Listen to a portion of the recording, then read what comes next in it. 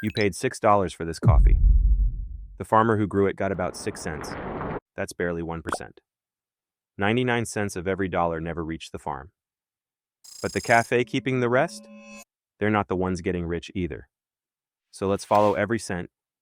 Here's what it costs the cafe to make one. The beans? About 60 cents, the cheapest thing in the cup. Here's the twist in full. Per cup, the cafe keeps only about $1.20 before rent, waste, and a single slow afternoon. The coffee is the cheapest part.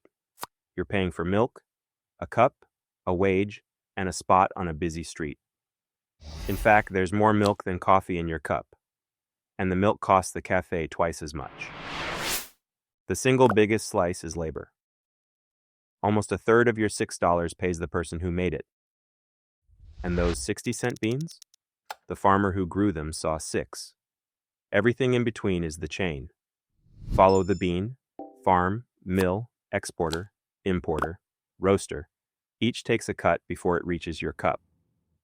The entire country that grew it keeps only about 10% of the price. Green beans trade near $3 a pound. Roasted and bagged, that same pound sells for 10, sometimes 30. Roasting, branding, shipping. That's where the price multiplies long after the farm. The winners sit in the middle, the roasters, the brands, and the big retailers. 90% of the value stays in the wealthy countries that roast it, brand it, and sell it.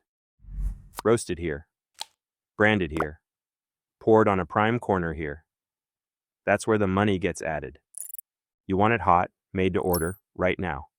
So you pay for the corner, not the crop. The same cup at home? About 30 cents. At the counter, $6 for the place, not the coffee. And it just got worse.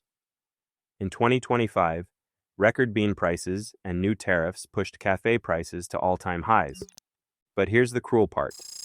When prices spike, the farmer's tiny share barely moves. So the cafe? After rent and wages, most independents net only about 15% a year. The $6 isn't greed, it's milk, a wage, and the rent on the corner. And fair trade on the label?